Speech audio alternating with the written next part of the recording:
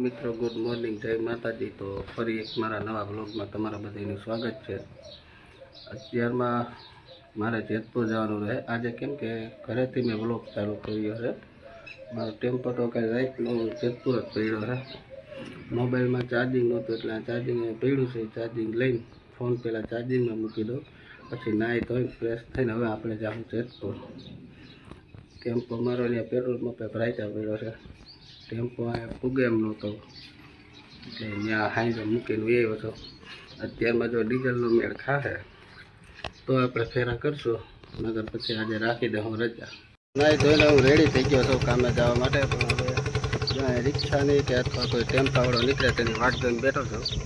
આ અમારા ગામની નિશાળ છે, મારી છોકરી ત્યાં જ ભણે છે અને અમારા ઘરથી આ થોડીક જ છેટી છે, એ જાજી છેટી છે નહીં। હવે જોઈ છે એકાદો ટેમ્પાવાળો કે રિક્ષાવાળો કે કોઈ નીકળે તો એના ભેગો બેસીને હમણાં વયો જાવ જેતપુર। કે બસ તો મારે અહીંયા કાંઈ આવતી નથી, નાનું ગામ છે, આ ખાલી સોફર ને ઉદ્યોગ વધારે છે એટલે।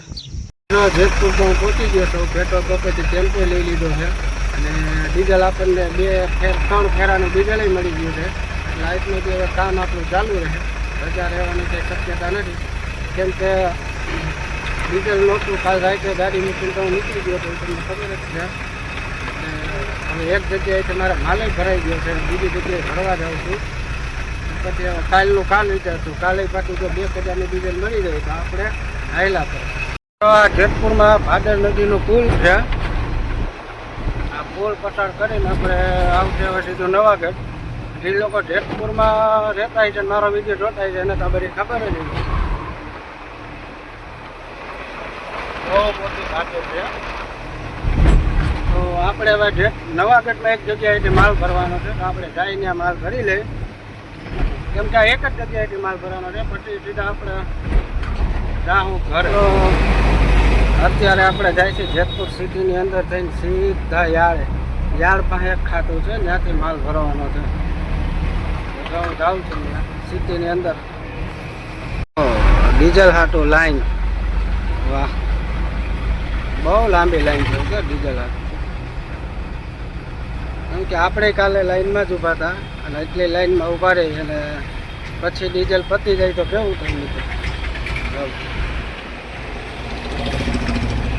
જેતપુર બસ સ્ટેન્ડ પાસે મિત્રો પોતો આવ્યો હતો, બસ સ્ટેન્ડ।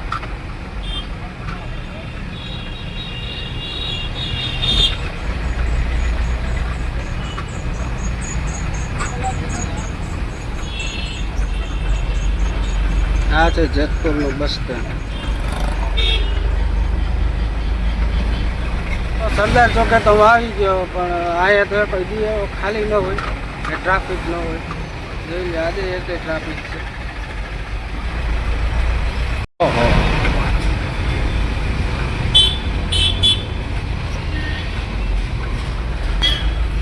જેતપુરથી તો ગાડી ભરીને નીકળી ગયો છો, 3 વાગે છે 11:15, કેમ કે ગાડી મારી ઓવરલોડ થઈ છે, મારે ઊભી રાખીને ચેક કરવું, પાછળ ચેક કરી લઉં પોટલા પૈડા નથી ને, કેમ કે આનું એક પોટલું પડે તો શેઠને નુકસાની જાય।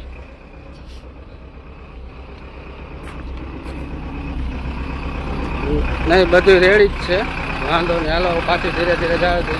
બધું કાયદેસર ચેક કરી લીધું છે, પોટલા બધા રેડી જ છે, કેમ કે એકાદું પોટલું પડે તો એ બધું આપણી ઉપર જવાબદારીવાળું કામ છે। એક પોટલું એનું પડી જાય તો 5000ની નુકસાની આવે, 5000 તો આપણે ભરવા પડે, એટલે બધું કાયદેસર ચેક કરીને પછી જ હું નીકળું।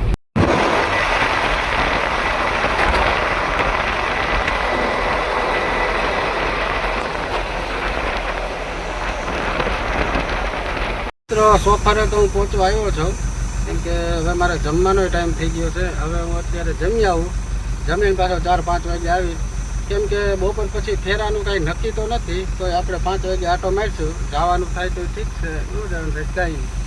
મિત્રો જો અમારા સોફરના રોડમાં તો જો રોજડા છે, કેમ કે એટલામાં જ રહે છે, હમણાં સિંહની કાંઈ બીક છે નહીં એટલે એ જતા નથી, નકર તો અહીંયા ન હોય, નકર તો અહીંથી વયા જાય છે, કેમ કે સિંહ અમારે શિયાળામાં બહુ આવે, અટાણે નથી, અટાણે તો આ બધે ખુલ્લો મેદાન છે ને એટલે। શિયાળામાં તો કપ્પા ને એવું બધું ઊભું હોય ને એટલે એમાં પડ્યા રહીએ. આ બધું જો જંગલ જેવું જ છે. કેમ કે રાતે અહીંથી હોંડા લઈને નીકળવામાં તો બહુ બીક લાગે, જનાવરનું નક્કી ન હોય. 11 વાગે છે 5 અને સોફારે તો હું આવ્યો છું. હવે ખબર નથી કે ગાડી ભરાણી છે કે નથી ભરાણી. માલ જે આપણે લઈને જવાનો હતો એ તો પૂરો થઈ ગયો હે. તો પૂરો થઈ ગયો એટલે હમણાં ગાડી ભરાવું અને પછી નીકળું જેતપુર. કેમ કે આરામ બહુ જાજો થઈ ગયો હતો. 12 વાગ્યાનો આવી ગયો હતો, જમીન તરત સુઈ ગયો હતો. તો 4 વાગે ઉઠ્યો હતો. પછી હવે જાઉં છું ગાડી પર. એ તો બેલામાં અંદર ભરાતી.